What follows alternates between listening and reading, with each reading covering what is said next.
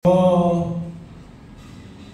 ang pinaka-ugat, yun nga po, no? Kasi yung mga sakit na yan, yung gamot sa high blood, gamot sa diabetes, anong ginagawa niya?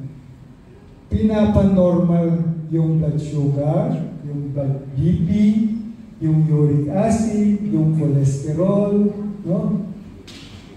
At iba pa. Lahat yan gamot ang katumbas. Bawat kondisyon may gamot. No?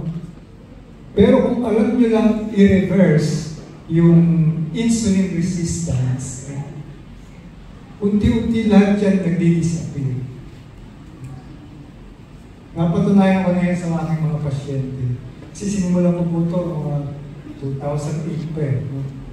So may mga pasyente kong natanggal ang mga gamot sa diabetes, naka-insulin na po yun ng matagalan, taon. At naalis pa ang insulin. Kasi ang insulin, ang metabolic syndrome o insulin resistance, ang pinaka-ugat po niyan, yung sobra-sobra na ang pag-produce ng insulin ng ating lapay, yung pancreas. Hindi po kulang ang insulin. Sobra. So, bakit siya nagsosobra? Kasi po, dahil sa kinakain natin, no? Ang unang-unang nagpapataas ng insulin, ano po sa tingin niyo? Sugar and carbs. Yan po, pagka kumain po tayo ng sugar and carbs, mag-i-spike ang insulin. Pagka yung karne, halos mababa lang. Pagka may taba, halos hindi na tumataas ang insulin. So pag puro sugar and carbs, parating mataas ang insulin natin. Eh, hormone po yan. Ang hormone, pag sobrang ginagawa ng katawan natin, masama sa katawan. Di ba? Paris ng thyroid hormone. Di ba? Pag sobra, sakit ang dinudulot. Toxic goiter or hyperthyroidism. Pag kulang naman, sakit din. Hypothyroid. Ganun po ang mga hormone. Eh. Ang hormone kasi, kailangan lang natin yung ng konti, yung tama lang.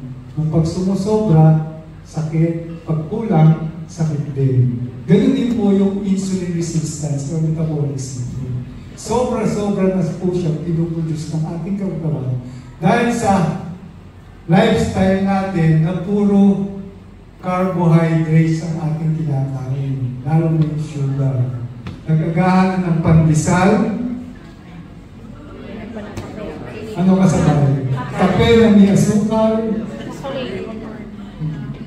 Yun lang. So, tapos mag-merienda lang, kakanin, puro carbs. Sa tanghali ng mga kakain ng karne. Diba? At saka sa hapunan. Anti-rice pa. Pag masarap ang ulam.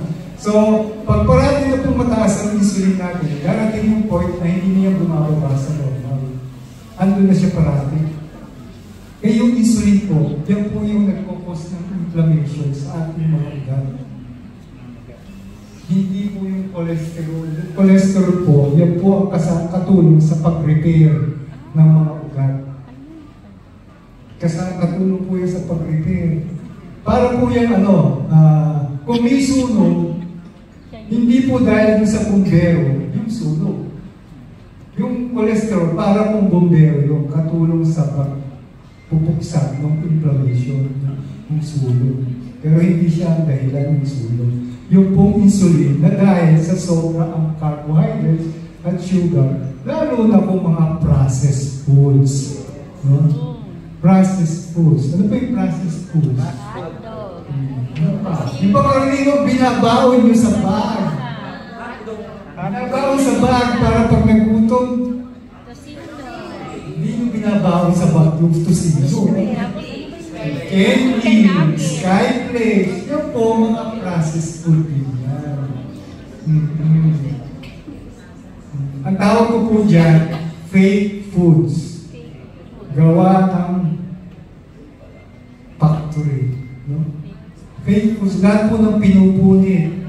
No? Binubuksan sa pakete. Yung merong mga barcode, merong QR code, yan po ay mga processed foods. Kailangan po bumalik tayo sa dating gawin ng mga lolo-lola natin. Real food, no? Yung piniprepare pa, no? Yung naghihiwa pa ng mga sibuyas, bawang, etc. Ngayon, ano nga pang sahog? Magic sarap. Nor cubes. Gusto natin puro shortcut, no? Hindi po natin yung convenience. The convenience is slowly killing us. Hindi po niya tayo pinapatay bigla. Dahan-dahan.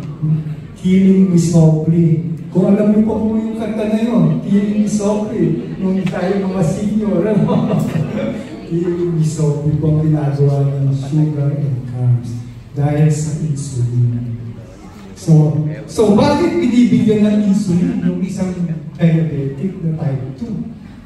Mataas na ang insulin. Kasi ang nangyari po sa paggagamot sa medisina, ang naging target lang ng mainstream medicine, kasama po ako doon noong araw, yung glucose, yung blood sugar. So ang naging target ng paggagamot, yung blood sugar. Pag okay na ang blood sugar mo, okay ka. Magaling ang ginagawa mo. Pero nakaligtaan na yung insulin, mataas din. Hindi naman pinatest yung insulin nyo, di ba? Wala pang endocrinologist na nagpa-test ng insulin. Di ba? Puro blood. Sa blood chemistry, blood sugar, creatinine, uric acid. Ano pa? Alam nyo lahat yan. Total cholesterol, triglycerides, LDL, VLDL, SGPT, SGOT.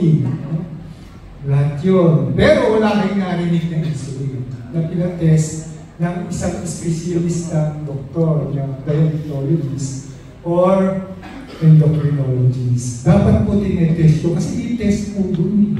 Makikita doon kagad kung meron kang insulin resistant objectively with a test. Pero napakasimple po para malaman na may insulin resistance ka. Isang simple test.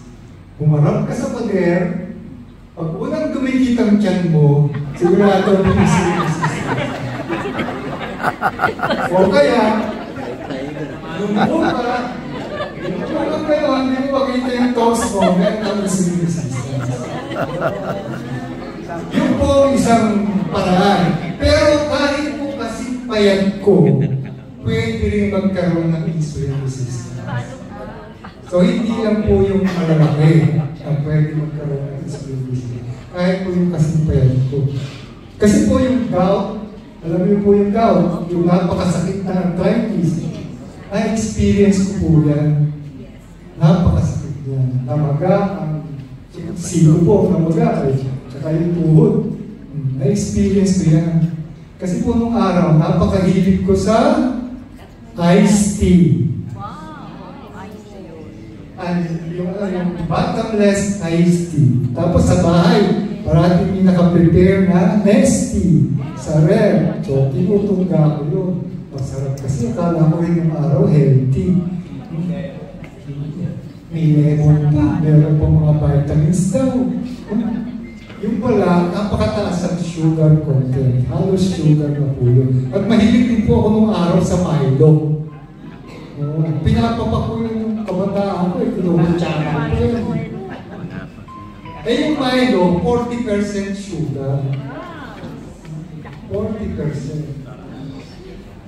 So sugar po talaga ang culprit.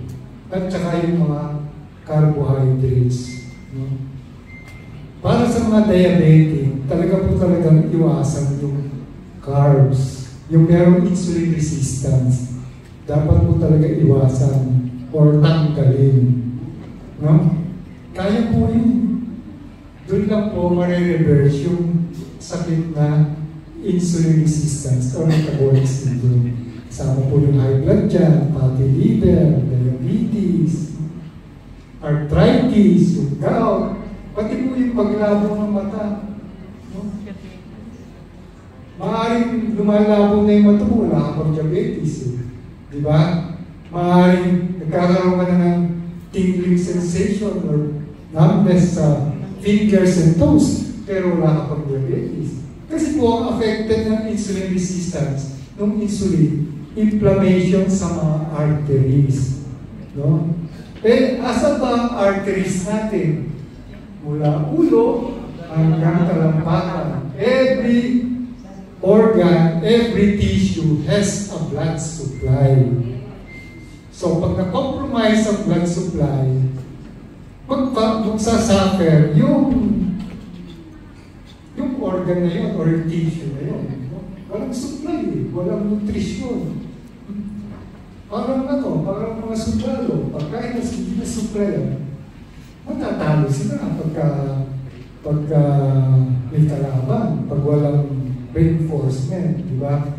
Kung ganun din po yung ating katawan, pag walang blood supply or na-compromising blood supply, nagsasuffer yung part na yun. Kaya yung mata, yung kidney, yung puso, yung ating brain, yung mga stroke, no? Yung buwang epekto ng insulin resistance. Maaaring ang naging normal sa gamot, yung BP nyo, yung blood sugar nyo, pero yung underlying illness, andun pa rin, gumagana pa rin yun, hindi pa na